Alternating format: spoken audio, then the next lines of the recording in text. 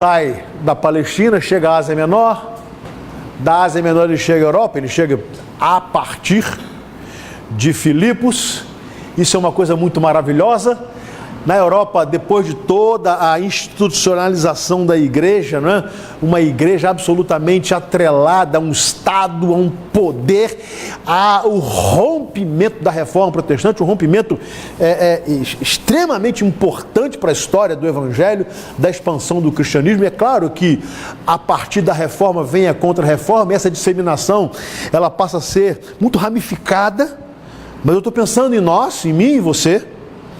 Essa igreja que sai de um contexto reformado, e ela sai de um contexto, de um atrelamento ao poder papal, embora na nossa origem, lá na Inglaterra, ela também está atrelada a um poder anglicano, estatal, mas com conceitos diferentes, e a perseguição aos cristãos que não queriam estar debaixo de um novo jugo, é importante, não queriam, se desvencilharam do jugo de Roma, mas não queriam estar agora debaixo de um jugo protestante ou reformado.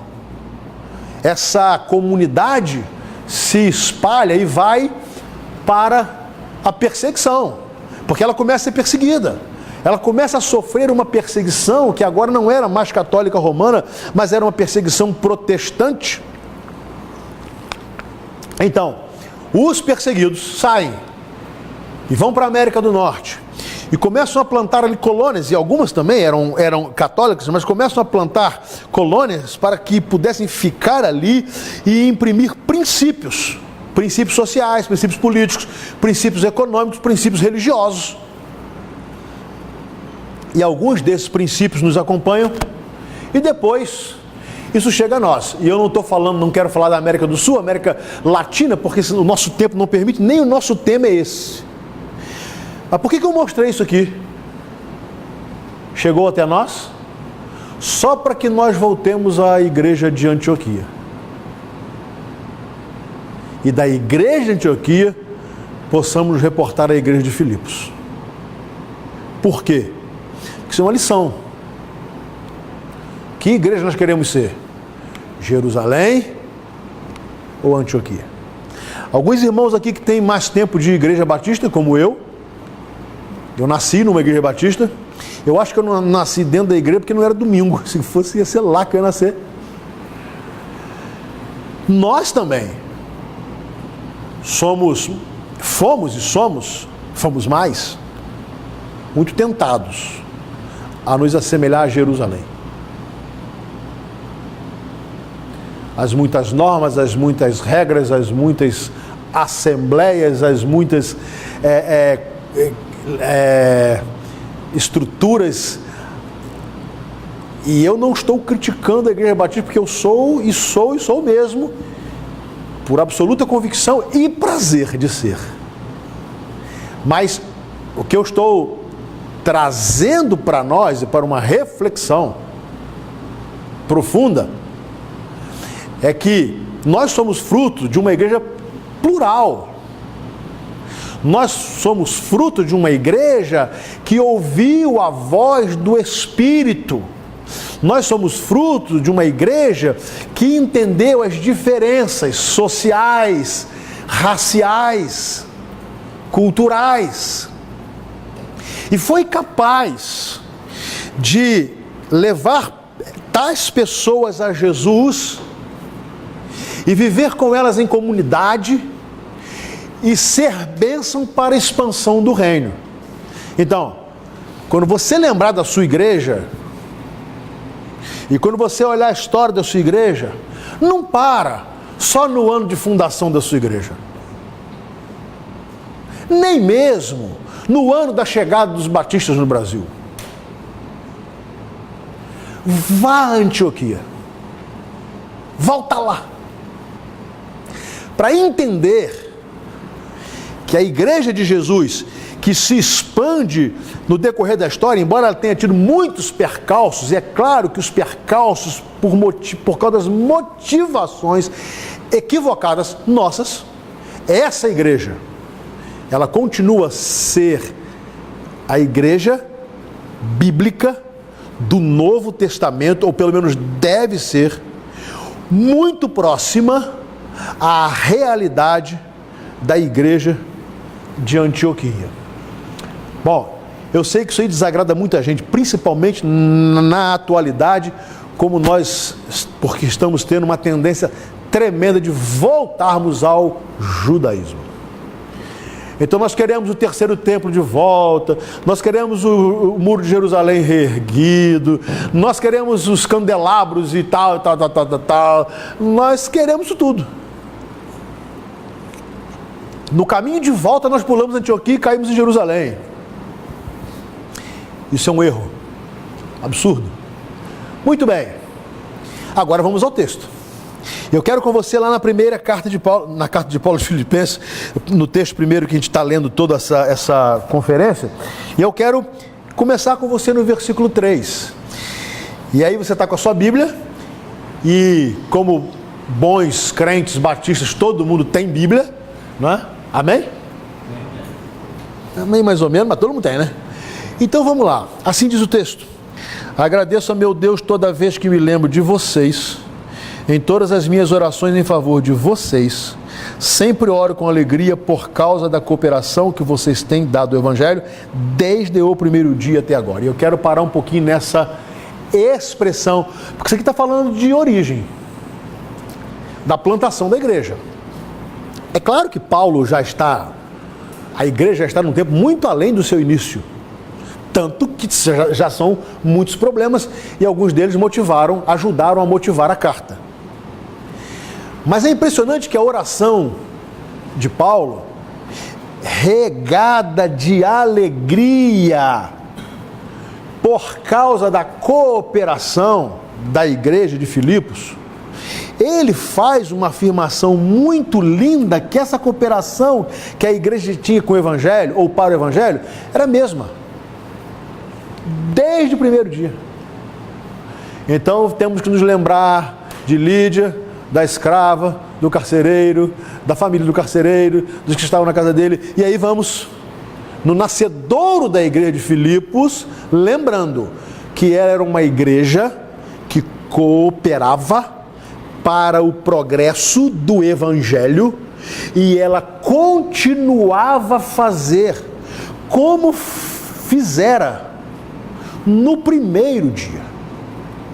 Assim nasceu a igreja.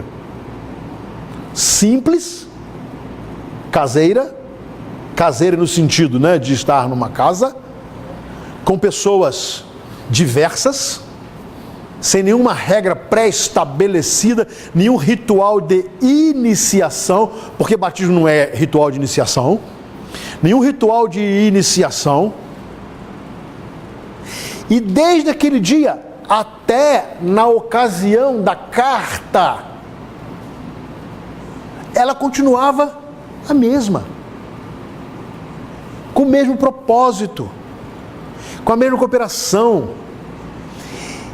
Toda essa história, até a carta, não havia mudado no sentido do propósito da igreja. Ali nascera uma igreja, nos moldes que Deus tinha para ela, debaixo do poder do Espírito.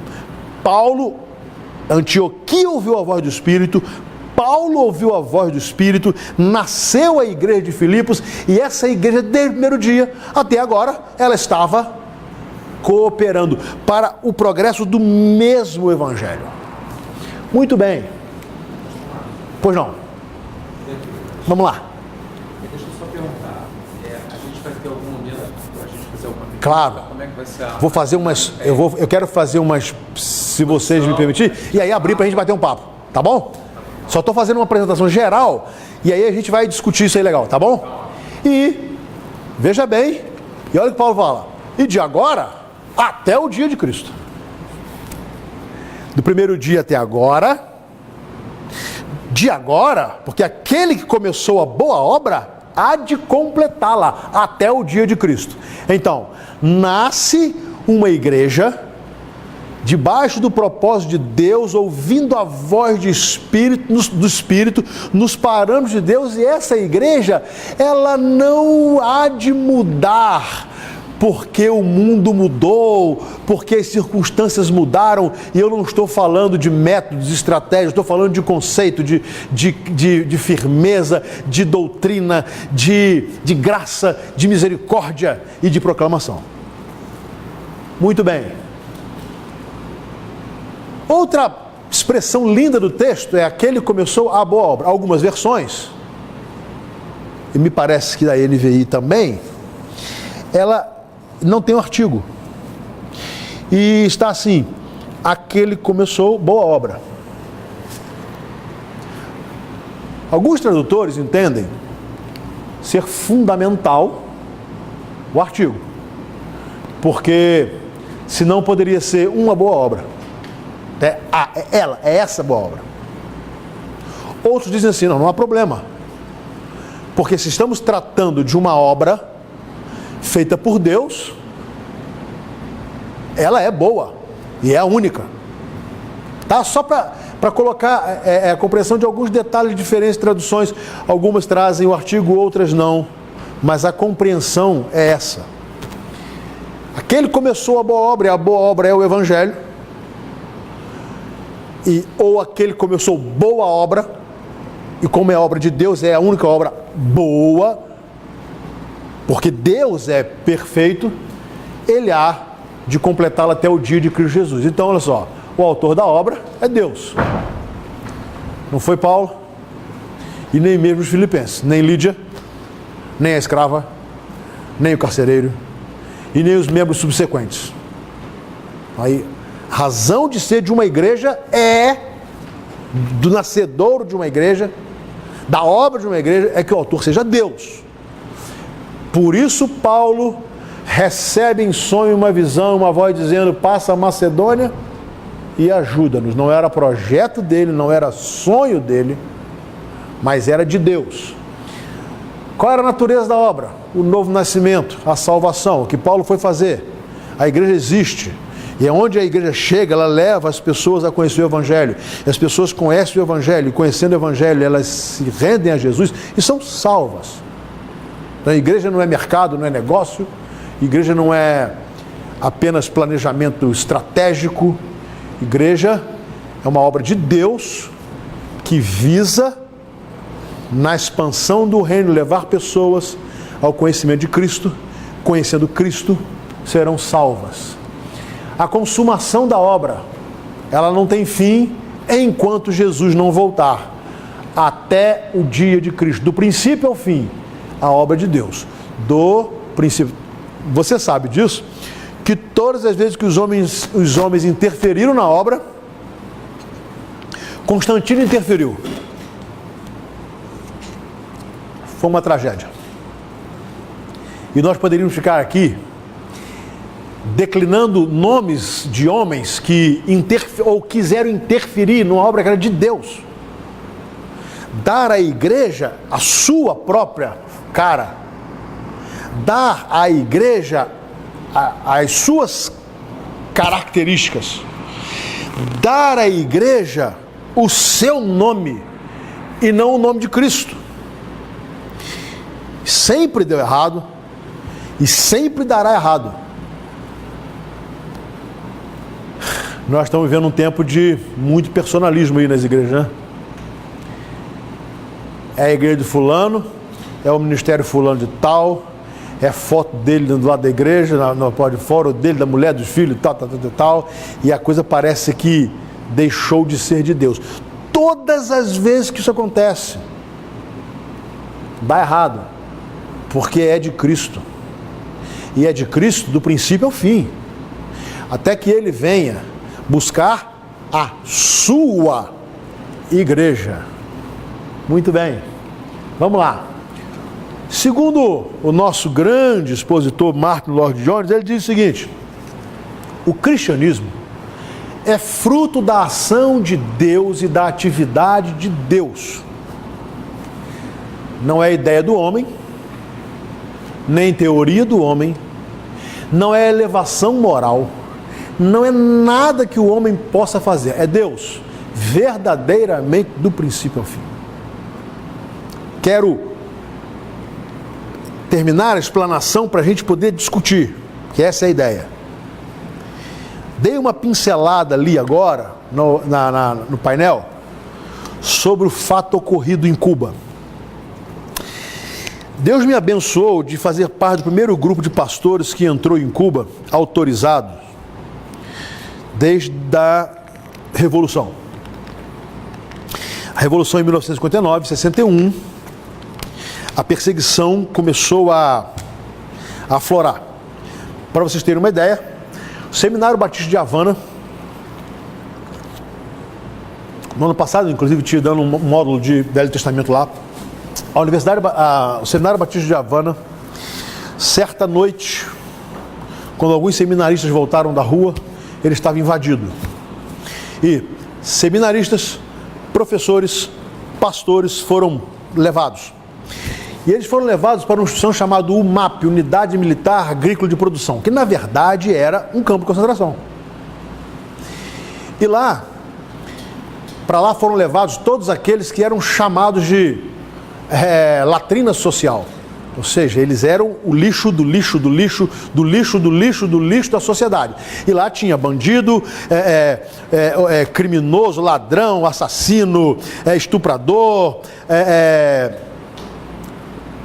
homossexuais que foram tremendamente, no início do movimento, também perseguidos, testemunhas de Jeová e tal. Botaram todos num pacote só, inclusive seminaristas, pastores e professores. Nada mais era do que campo de concentração, com a tremenda repressão, uma tremenda perseguição e tal. As igrejas praticamente ficaram sem seus pastores. E nessa época as igrejas começaram a se esvaziar. Muitos membros se afastaram e se filiaram ao partido. Outros tantos partiram para Miami. As igrejas começaram a ser lideradas por pessoas sem preparo. Algumas vezes era a esposa do pastor, que o marido preso, ela estava lá. Outras vezes era alguém da igreja. A igreja passou por uma crise tremenda e havia uma promessa de que a igreja em muito pouco tempo ia morrer. No ano de 1989, então, com a queda do Muro de Berlim, e aí se revelou ao mundo que estava para lá, né, do outro lado da cortina de ferro, com a saída da União Soviética de Cuba, e foi uma saída repentina, eles simplesmente foram embora. A economia de Cuba vivia tempos bons porque a União Soviética comprava toda a produção de Cuba, toda a produção de cana-de-açúcar, toda a produção de café, pagava 4 vezes mais o valor para ter ali uma base geograficamente estratégica. Com a saída, o país quebrou da noite para o dia, gente, da noite para o dia. No ano de 95, que eu fui, já estava há 4 anos do que eles chamaram período especial. Não havia nada. Não havia pão, não havia carne, não havia leite, não havia nada. Transporte, nada. Sabe o que é nada? Uma escassez absoluta. Fome. Quando o período especial apertou, os incrédulos, desiludidos com toda a promessa de um Estado ateu poderoso, eles começaram a procurar a igreja. Porque ali tinha solidariedade. Ali tinha gente que o pedacinho de pão que tinha era repartido.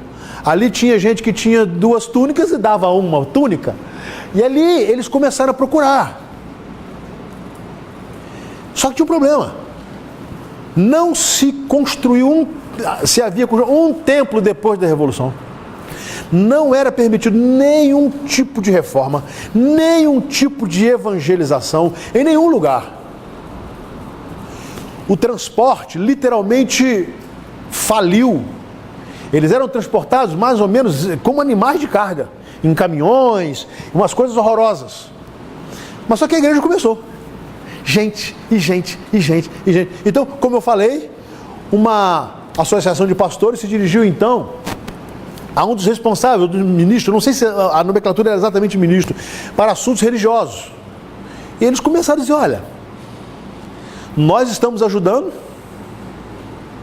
nós queremos ajudar, as pessoas estão nos procurando, mas nós não temos como. Não tem transporte. As pessoas estão indo a pé, a cavalo, a burro. Quem tem bicicleta vai. Por exemplo, nós doamos muitas bicicletas e o governo confiscou todas. A ideia era pedir uma autorização, mais transporte, ou pelo menos facilitar o transporte nos dias de culto. E o ministro disse não. Depois, precisamos reformar, tudo caindo. Eu, por exemplo, preguei numa igreja que quando chovendo torrencialmente dentro da igreja. Nós precisamos reparar, não tem como. E depois de tanta insistência, e o ministro falou assim, bom, por que vocês não vão para as casas e se reúnem lá? E aí, eu me reporto ao Novo Testamento. E eles foram para as casas, começaram com algumas casas autorizadas, chamadas casas culto, que tinham autorização, eram vigiadas. O negócio cresceu tanto, que depois o governo não tinha mais controle, aí eles começaram aí o governo disse que não daria mais autorização para novas casas culto. E aí, inteligentemente, eles começaram um negócio chamado casa de oração. Olha, mudança radical. E aí, só que eles começaram, e a coisa tomou uma proporção absurda. Meus irmãos, se você quer conhecer um avivamento, você tem que conhecer a igreja de Cuba. Sem nada. Agora, que a nossa igreja é parceira de uma igreja lá. Sem nada. Nada. Só que um cristianismo que não dependeu do Estado, não dependeu da autorização do ministro, nasceu como fruto da ação de Deus, atividade de Deus, não foi ideia de homens, não foi teoria de homem, não foi apenas uma questão de elevação moral, não foi nada que o homem pudesse fazer. Porque quando Deus quer, até um ministro ateu abençoa a igreja. Por que vocês não vão para as casas? Ele não sabia o mal que ele estava fazendo para o Estado. Ele não tinha ideia. Ele não tinha ideia se eu estou dando a receita, eu estou repetindo as palavras do Espírito de Deus, eu não sei disso. E aí eu vou parar para a gente bater um papo. Mas o que eu quis, nessa porção da palavra de Deus, eu só terminarei de ler, é entendermos que aquela igreja de Filipos tem a cara de Antioquia e não de Jerusalém, e que aquela igreja de Filipos, plantada nos moldes de Antioquia, ela era a mesma desde o primeiro dia até quando Paulo havia enviado a carta, e Paulo disse que ela continuaria até o dia de Cristo. Esse é o sonho de todos nós. Esse deve ser o nosso projeto de igreja. Amém? Amém. Mas o lindo, e aí o texto que nos é proposto termina dizendo que nós deveremos ser cheios do fruto da justiça, fruto que vem por meio de Jesus Cristo, não nos esquecendo, para glória e louvor de Deus. Porque quando a igreja experimenta o progresso, e Paulo está falando de um progresso, experimenta o progresso do Evangelho, esse progresso é perigoso, conquanto seja bom. Mas porque é bom é perigoso. É o progresso do crescimento material, é o progresso do crescimento numérico, é o progresso do crescimento social, é o progresso do crescimento do nome e da fama do pastor e dos líderes, é o progresso da sua influência política. Mas quando todas essas coisas vêm, nós corremos um tremendo risco de fazermos tudo para a nossa glória, para a glória da igreja, para a glória da comunidade, para a glória do nome, para a glória do poder e não para a glória de Deus. Quando fazemos isso, o projeto empaca. Porque deixa de ser de Deus. Deixando de ser de Deus, passa a ser obra de homens. Aquele que começou a boa obra, ele há de completá-la, até o dia de Cristo.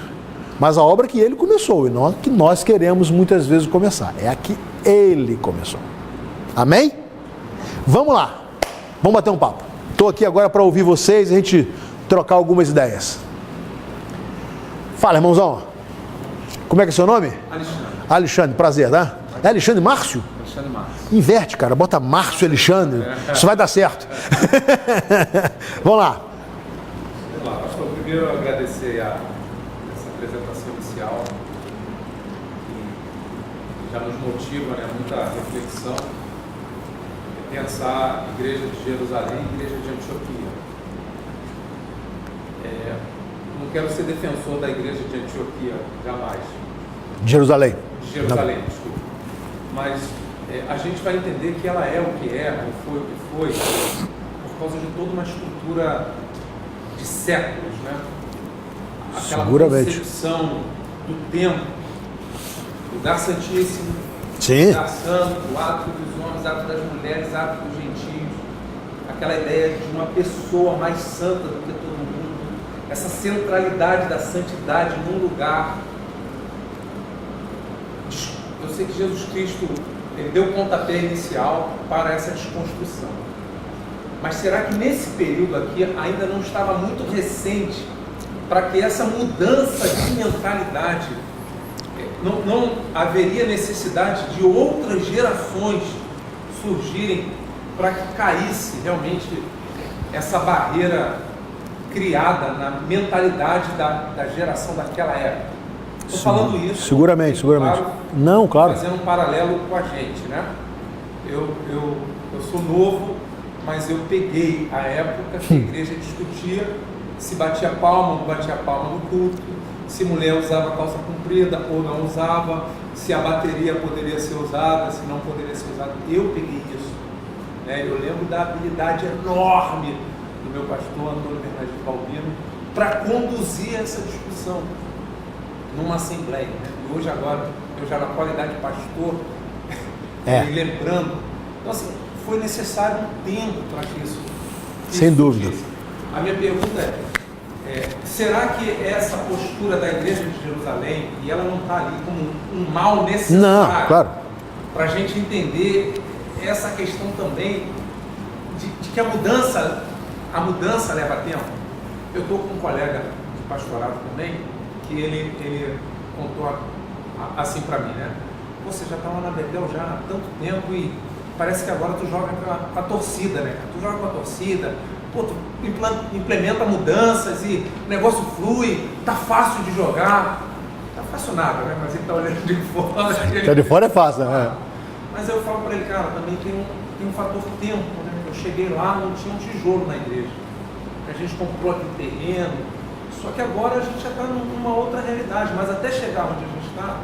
Então, será que nós, que ansiamos essas mudanças de uma igreja que ouve a voz do Espírito, como está acontecendo lá em Cuba, será que a gente também não deve levar em consideração o fator tempo? Sim. E entender esse tempo das coisas mudarem, né? Claro. Então, de repente, cair no erro de repente, você tem a visão do negócio, mas você quer tomar também a frente de Deus e se antecipar para que as coisas aconteçam da maneira que você quer. Toda mudança precisa ser cuidadosa, né? Uma mudança radical sem preparo normalmente está fadada ao fracasso. O meu quadro de Jerusalém Antioquia, o objetivo o quê? Primeiro, o resultado. Qual foi o resultado?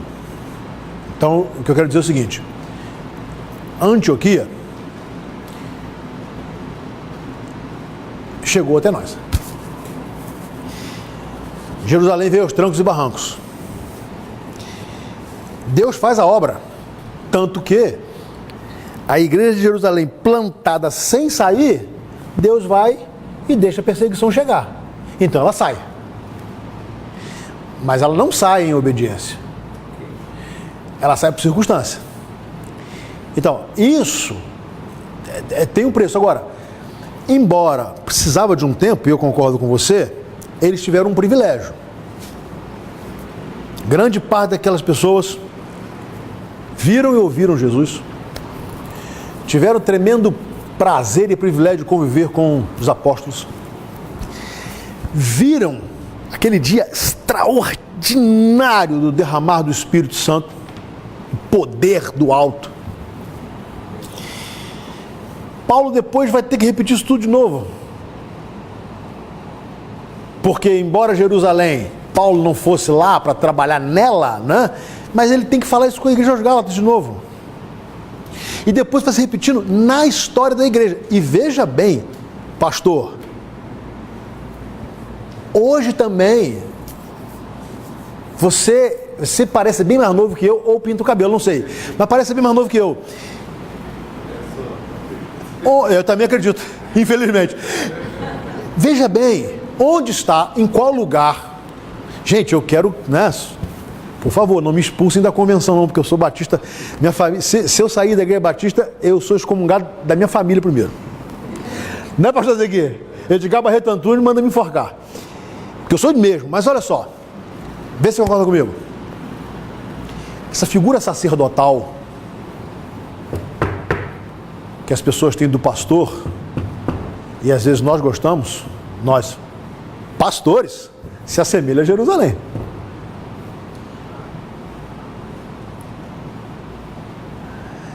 Vamos falar uma coisa aqui, pastor Ezequiel, me perdoe. Não sei se continua assim, né? Mas era. Qual é o cabimento de um missionário estar no campo? Ele está no campo e ele enfrenta tudo que tem que enfrentar. Batismo, não, ele não. Ele não pode batizar, não. Ele está lá, principalmente ela. Ela, então, Deus me livre. Você está onde mesmo, irmão, Carlos? Aí ele está lá em Jutaí, Amazonas. Está em Jutaí, Amazonas, aí tem que sair um pastor do Rio de Janeiro para ir lá batizar. Isso se assemelha a Antioquia ou se assemelha a Jerusalém? Você entendeu o que eu quero falar? Eu não estou condenando Jerusalém, teve um propósito dela, né? E é óbvio que toda aquela história, aquele peso. Por isso que é muito mais fácil, né, você começar uma igreja do que você pegar uma igreja centenária, como eu peguei a pastorear lá em Pádua. Porque você pega uma carga, e repito, às vezes nós gostamos, e temos que, eu me incluo, né, ter um cuidado tremendo, porque eu sou o pastor, o sacerdote, quase o sumo sacerdote. Então essa é uma carga que, na minha visão, embora eu concorde com você, Alexandre, que isso, claro que precisou um tempo, mas nós estamos no século 21 e ainda temos carga ainda de lá. É impressionante isso. Ainda temos resquícios de lá. E por causa disso, muitas vezes, deixamos de plantar a igreja. Travamos o trabalho da igreja, porque afinal de contas, alguém tem que vir ministrar a ceia, alguém tem que vir batizar, e é um peso tão grande, que na minha visão, e eu posso estar errado, por isso estou levantando aqui, né, questões, esse é o propósito da oficina. Isso é real, porém o resultado é afetado. Por isso que a gente pega na história a influência da igreja de Jerusalém para o mundo e a influência da igreja de Antioquia para o mundo, a diferença é absurda.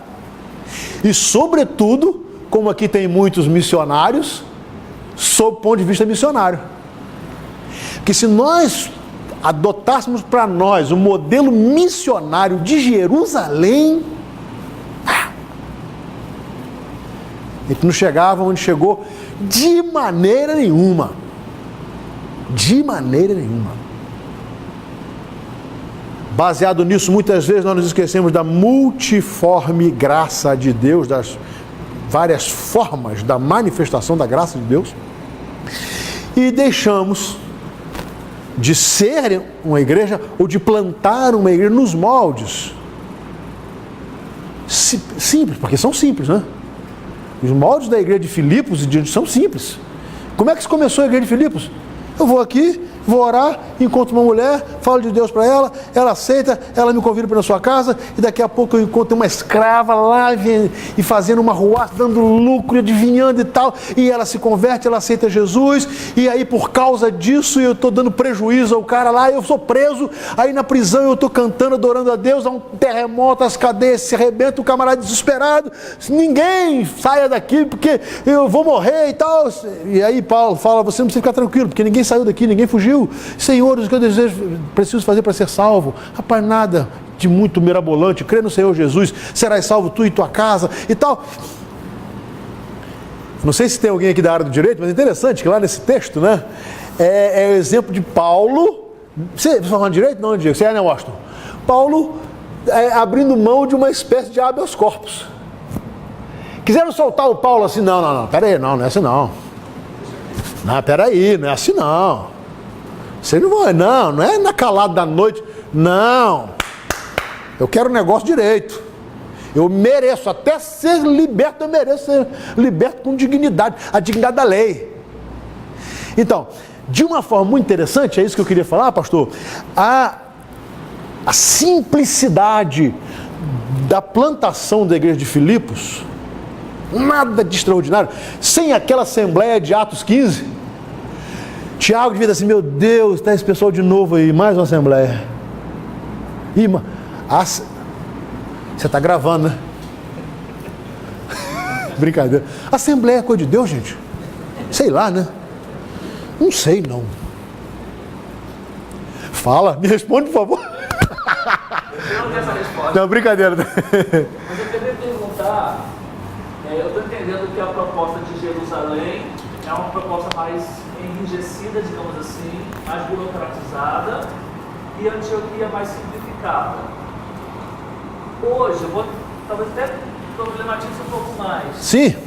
Como lidar com esse equilíbrio quando nós temos uma estrutura batista, digamos assim, burocratizada versus a estrutura pentecostal, que é totalmente simplificada. Vou tentar explicar um pouco melhor. A dinâmica de crescimento pentecostal não necessariamente passa pelas escolas teológicas.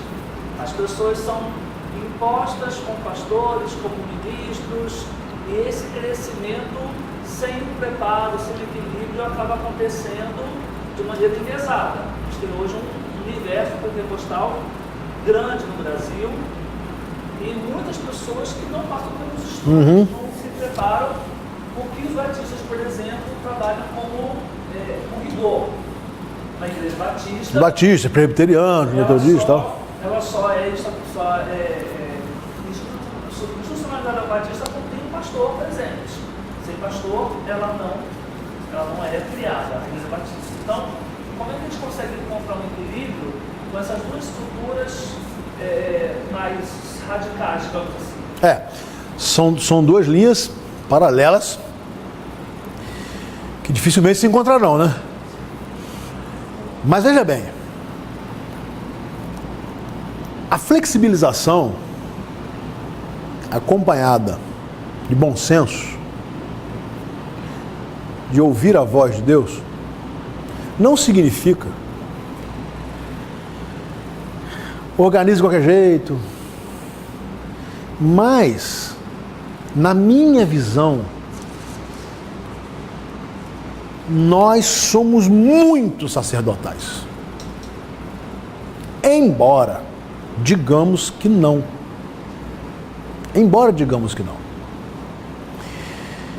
Então, por exemplo, eu volto ao trabalho dos missionários. Qual a razão de ser? De confiar a um missionário? Porque você... É Carlos, né? Porque o Carlos está lá, ele está nos representando, né? Então, se o Carlos fizer a obra de Deus dignamente lá, ele vai estar honrando o nome de Deus, o nosso. Mas se ele fizer fraudulosamente ou sem nenhuma dedicação, ele vai envergonhar o Evangelho e vai envergonhar o nosso. Então, se o Carlos está lá, ele está lá porque nós cremos que ele é um homem de Deus.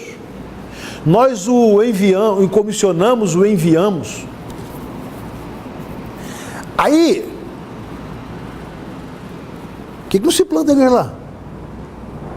E para se plantar uma igreja lá, aí tem que ter toda uma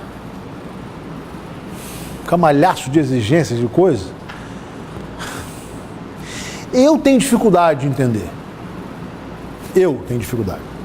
Então, veja bem, eu acho que a gente tem que encontrar, isso não é fácil. Como é que é o seu nome? Roberto. Não é fácil encontrar esse meio termo para não partir para o outro extremo, porque o outro extremo é perigosíssimo, né? Mas vamos analisar uma coisa, e agora eu vou falar, por exemplo, da Assembleia de Deus, eu não vou falar dos movimentos neopentecostais, tá? Eu estou tirando isso aí. Porque o movimento neopentecostal é um desacerto. Mas por que a Assembleia de Deus chegou tão longe e tão à frente da gente?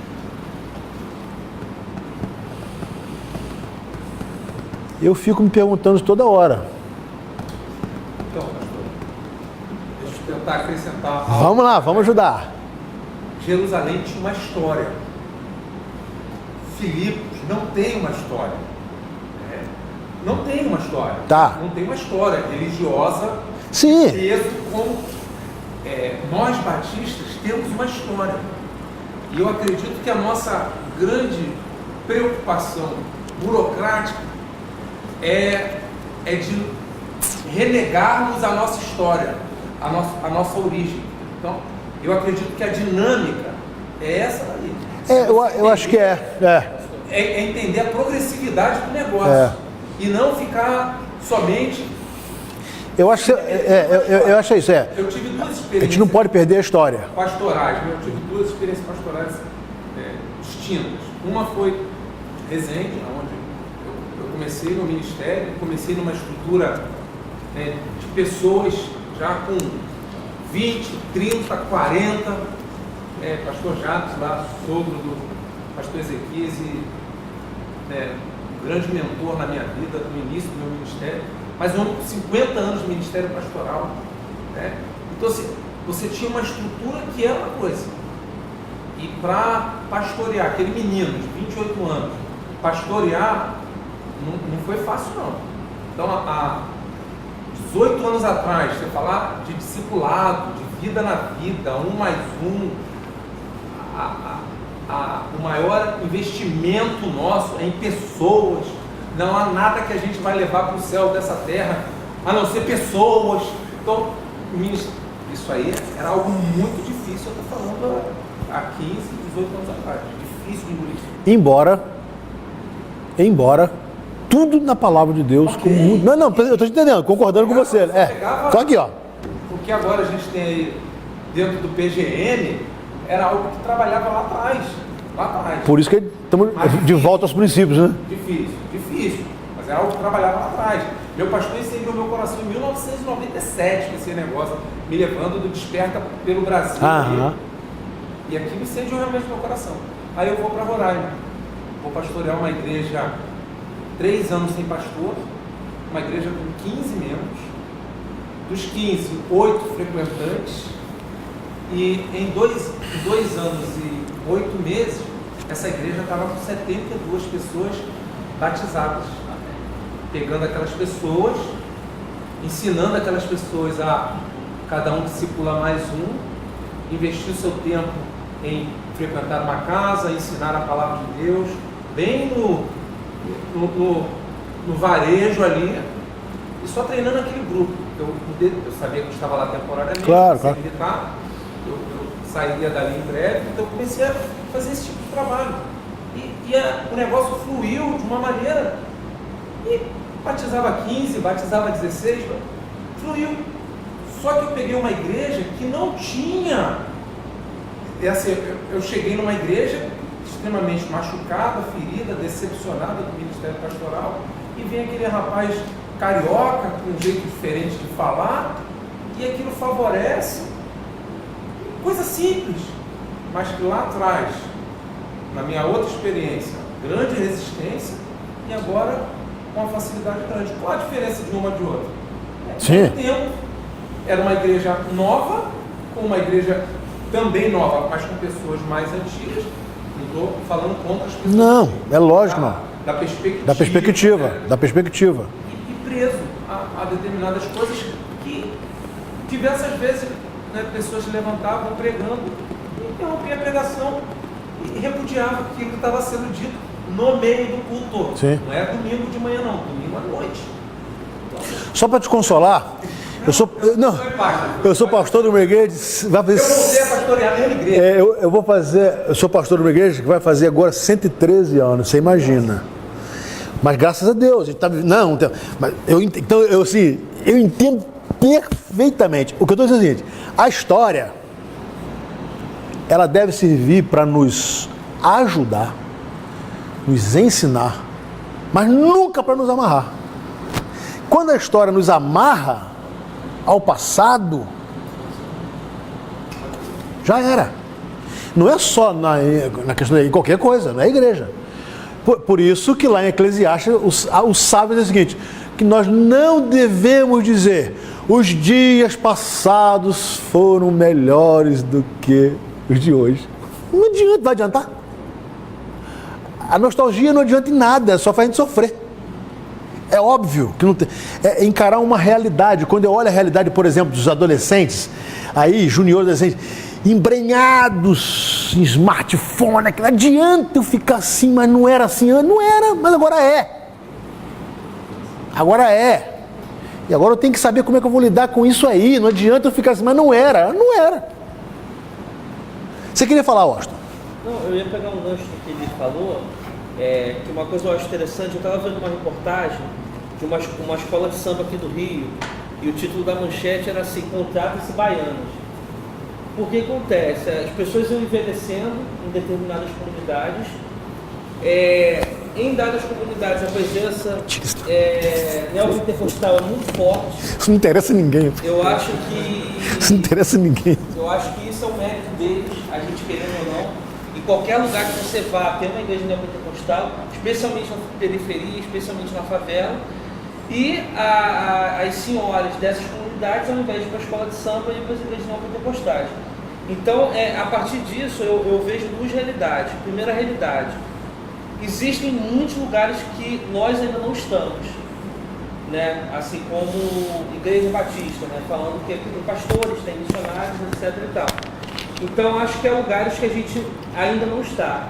Se a gente não está, a gente tem que se perguntar por que ainda nós não estamos e de que modo podemos ir. Se vai ser com o PGM, se vai ser com o discipulado A1 e tal, isso é uma outra discussão e debate. Então, acho que essa é a primeira questão. E outra questão que eu acho, aí falando um pouquinho das nossas estruturas, que a gente às vezes perde muito tempo com coisa que não vai levar a gente para frente. Eu participei de uma reunião, uma assembleia, né? Participei de uma assembleia final do ano passado, que foi 1 hora de assembleia, as pessoas discutindo. Existe lá na igreja uma determinada tomada, igual essa que está aqui, que o Ministério de Louvor queria que ficasse uma ponta do auditório, e o Ministério de Som queria que ficasse outra, e o Ministério de Decoração queria que ficasse no meio do negócio. Então, assim, é uma discussão de 1 hora que não vai nos levar a lugar nenhum. Nada. Então, eu acho que às vezes a gente perde muito tempo e cai nessa questão que o pastor falou de Jerusalém. Que aí eu não acho que é uma questão de tempo, ao meu ver, porque se passaram 2019 anos, Jerusalém está lá dividida entre 3 religiões, o evangelho não floresceu, enquanto que na igreja de Antioquia floresceu, né? Então acho que a pergunta se fazer e a debater, inclusive nas nossas comunidades, que tipo de igreja a gente quer ser, né? Porque eu acho que daí dá para falar. Fala, irmãozão. Mudando um pouco o assunto. Vamos lá. Se a gente olha o texto de Atos, a gente vê que toda a trajetória desde a ida de Paulo para Filipos até durante o processo de plantação, há uma presença muito forte de Deus e de uma dependência de Deus por parte de Paulo. Então, desde da vocação, do chamado para ir até lá, até a própria atuação de Paulo na pregação, quando ele prega para Lídia, é escrito que o Senhor lhe abriu o coração para ela entender. Depois há uma manifestação de exorcismo, né, por parte de Paulo em relação a Jó, e depois o próprio carcereiro, toda a situação inicia-se com um terremoto que vem de forma sobrenatural. Deus agindo, né? De oração e cânticos que eram cantados por Paulo e Silas. Então a gente vê uma atuação de Deus muito intensa. E da parte de Paulo e Silas a gente vê apenas dependência. Dependência de Deus e submissão à atuação de Deus. Então, trazendo para hoje, na realidade de um plantador de igreja ou de um pastor de igreja, de forma bem prática, pastoral, que lugar tem a dependência de Deus, que lugar tem a submissão a Deus nesse processo por parte da liderança de plantação de o negócio é o seguinte, ó, quando Paulo ouviu a voz de Deus, Filipos ouviu a voz de Deus, quando Deus falava em Jerusalém, eles faziam uma assembleia para saber se era Deus ou não, se era assim ou se não era. Quer ver uma coisa? Gente,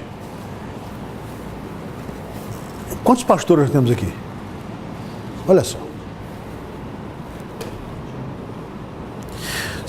Vocês conhecem coisa mais complicada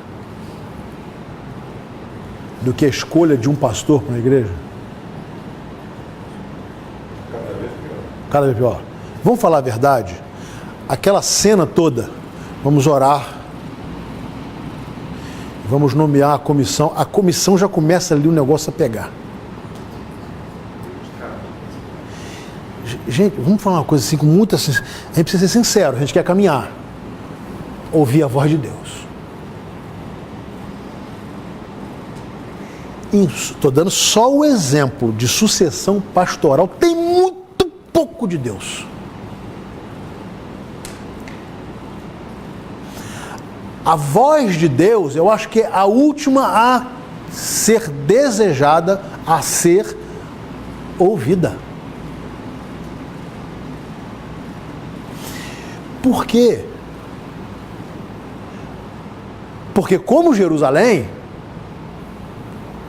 nós sabemos, nós temos as nossas preferências, nós.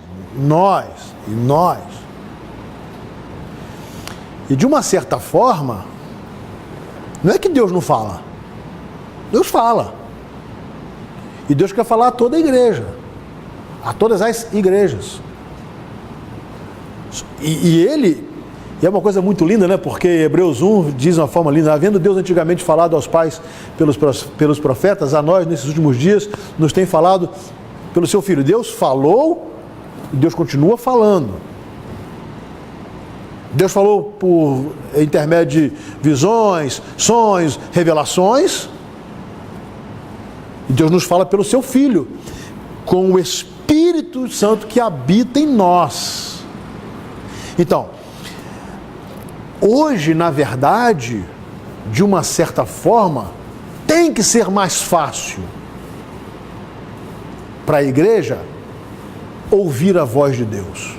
Ou deveria ser. Mas a grande verdade é que nós já temos tudo pronto. Como queremos, onde queremos chegar, como vamos conseguir. E aí, Deus fala, e se Ele não fala de acordo com o que nós já determinamos que queremos, aí não é Ele. Assim pensamos nós. O bendito perfil. O bendito perfil. O currículo que o pastor tem que mandar.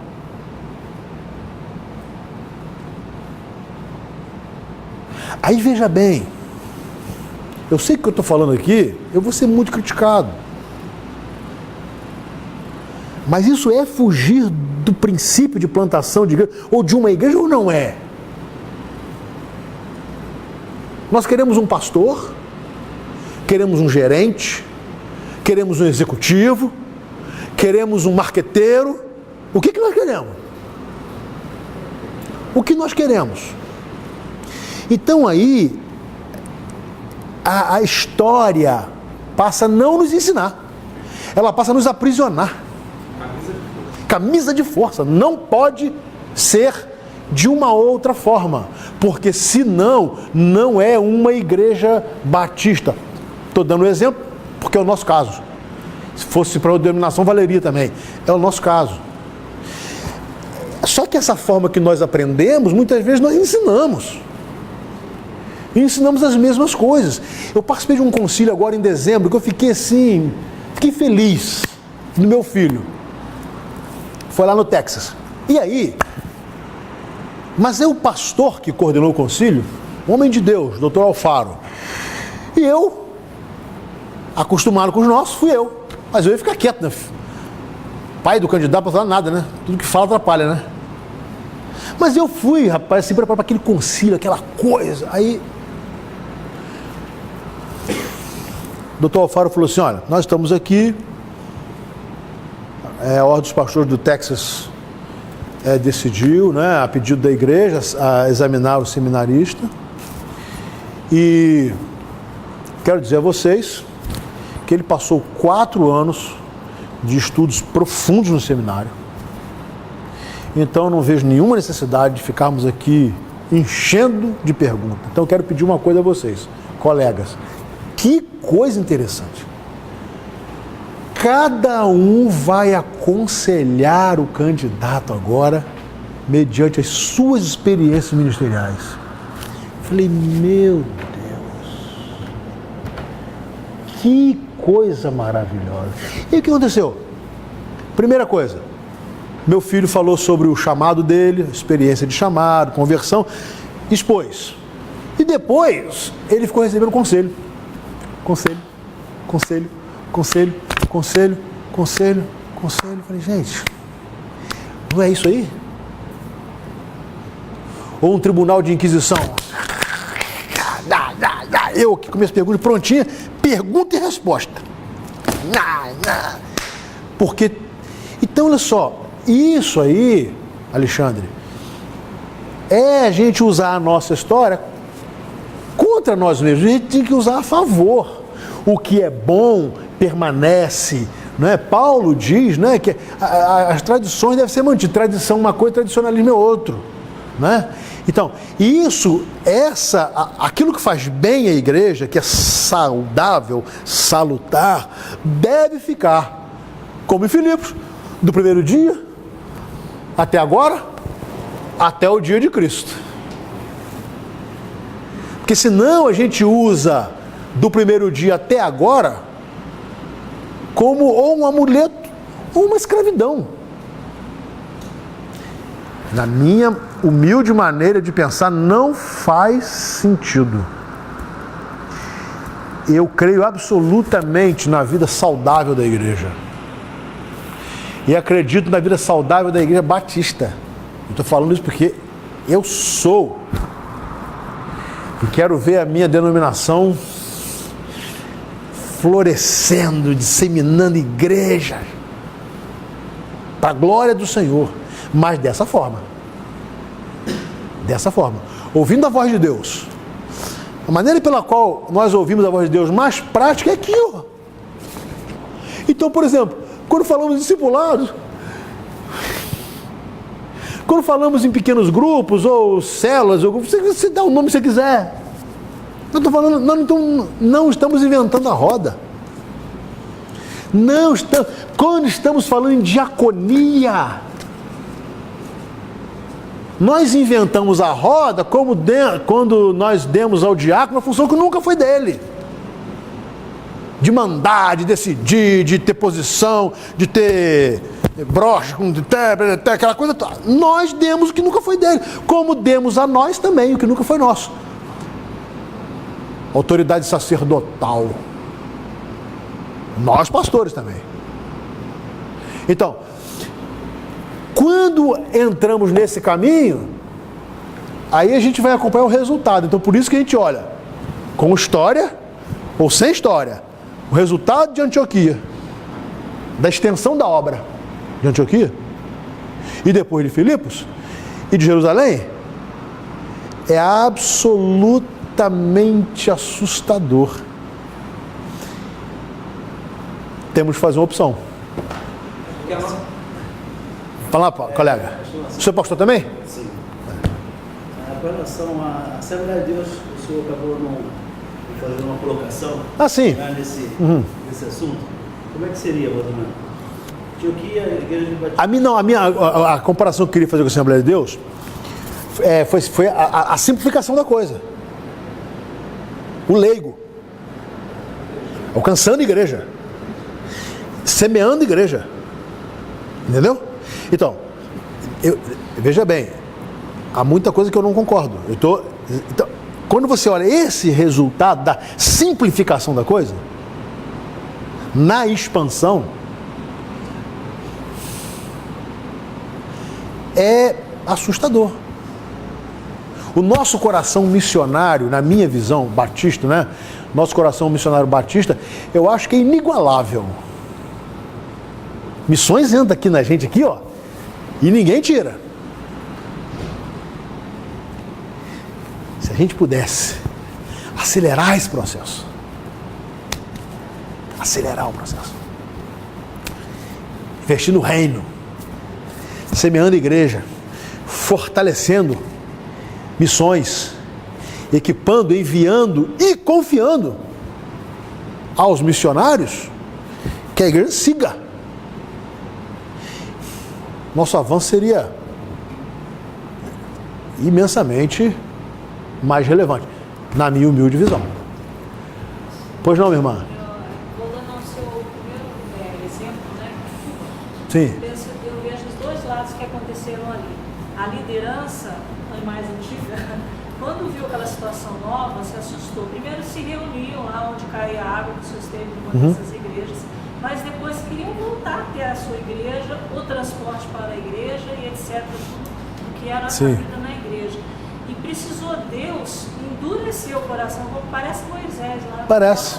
Endurecer o coração do homem na sexta vez. Exatamente. O homem, acho que ele falou assim, meu Deus, ele não ia ser, impressionante. Para atrapalhar a igreja. Embora ele achasse que estava fazendo isso. Deus teve que usar o burro, entre aspas, é exatamente isso. Para poder falar, gente, se eu vou nas casas. E os crentes, eles já tinham aquilo tudo, não podiam ter entendido, quando eles não tinham condição de ir nas igrejas, os tempos caindo, as pessoas não tinham, roubaram, tiraram as bicicletas que doaram, ele estava mostrando, não é para vocês fazerem assim. Não é. Eles não podiam ter tentado, Deus disse como é. Não ouviram, acho que Deus estava falando assim com os crentes. Claro que estava. Então, porque também tiveram líderes batistas de outras denominações também, que se aliaram ao poder, né? E levaram muita vantagem também. Tá? Mas eu acho que essa guerra... Não é um lugar perfeito, claro. Todos os setores, seja na obra missionária, seja em igrejas pequenas, como eu falei, em igrejas maiores, e há essa diferença, porque aí você vai falar, vamos esperar morrer todas as gerações daquela igreja, para eles... Aí precisa 40 anos, né? Para poder alterar o mundo. Eu acho que não é bem assim, que Deus vai alterando sim, desde que se mantenha o foco na mensagem do Evangelho, ela seja a mensagem. As pessoas podem até não ser. Sim, sim. Né?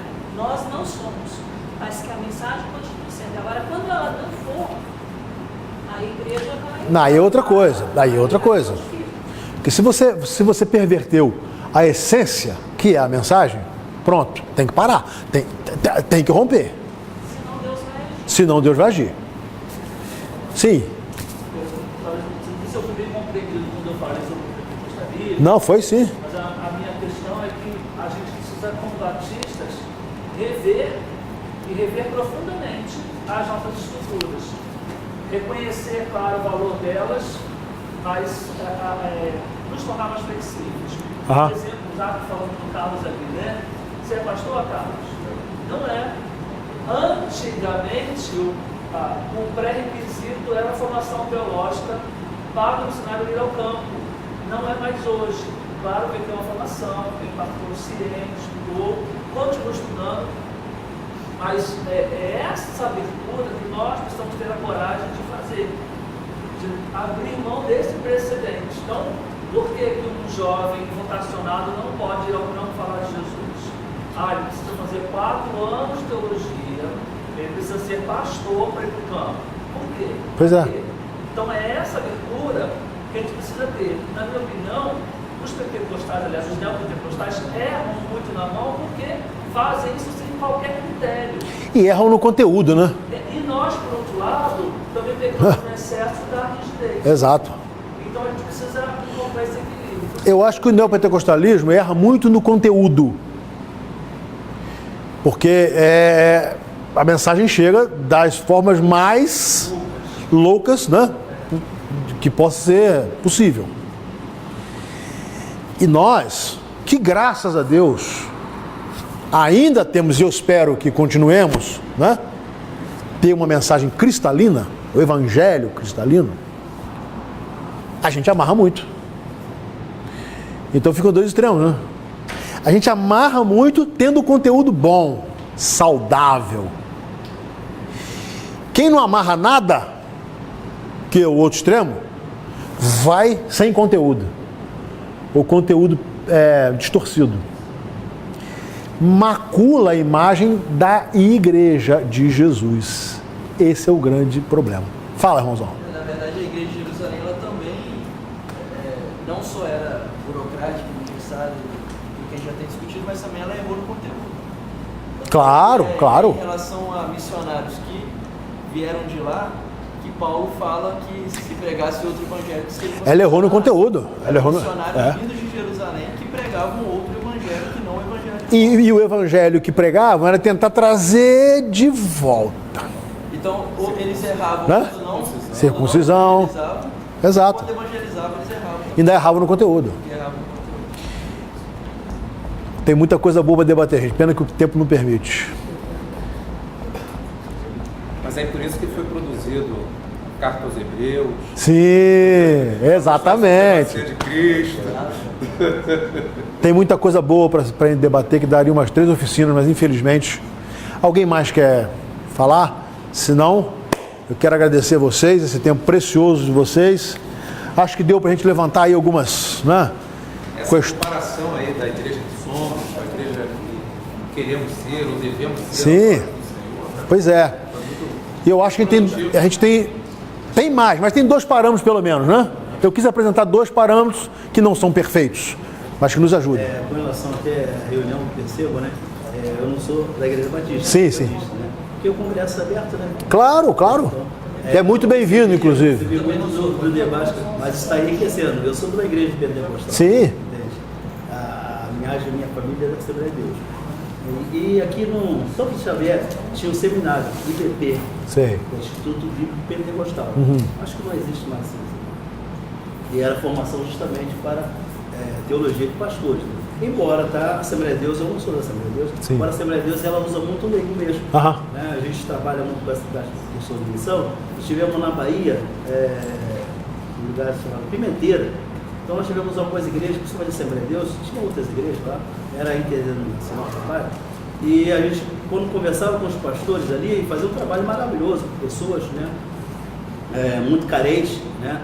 E as histórias dele é assim, alguns vieram de São Paulo, outros até do Rio de Janeiro e foram para o campo, né? Sem uma formação conforme foi discutido aqui, né? Porque tinha um chamado.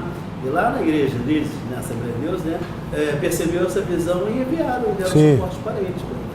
Então se estendeu muito, a Assembleia de Deus até se estendeu muito, todo, não só o Brasil, no mundo inteiro, em função dessa Claro, questão. claro. Veja bem, a gente não trabalhou aqui, né? A vida da igreja de Filipe, porque a ideia era o nascedouro dela, né? A ideia era a plantação. Então, assim, a essência que a gente queria exatamente isso, a gente debater essa essência, essa origem, para ver que igreja que nós queremos ser. Nós queremos ser. E o legal da igreja de Filipe é que Paulo também não vai destacar um grande líder. Não vai. Mas ele fala muito plural, cooperador. Exatamente. Né? Então, assim, é gente que ali dá o ombro. Hoje à noite eu vou falar na última plenária, e tem uma expressão ali que eu vou abordar um pouco hoje, mas eu acho sensacional. Sensacional. ele reconhece, né? E estimula a obediência. Muito mais na minha ausência do que na minha presença. Coisa sensacional isso. Só isso aí dá um sermão. Vocês obedeceram muito mais na minha ausência do que na minha presença. E aí eu fico assim, eu pastor batista, 31 anos, fico assim, meu Deus, não, eu tenho que estar presente. Porque se eu não tiver, não sai, nada anda. Aí Paulo fala o contrário, fala assim, ó, vocês obedeceram ainda mais na minha ausência. Que negócio sensacional! Esta noção de que é Cristo. Amém? E não é obediência a mim, né? E não é obediência a mim. É obedecer a Cristo na minha ausência. Exatamente. E não é obediência a mim. É obedecer a Cristo, mais ainda na minha ausência. Que coisa maravilhosa é a palavra de Deus, gente. Deus abençoe vocês, tá bom? Daqui a pouquinho nós estamos juntos, se Deus quiser.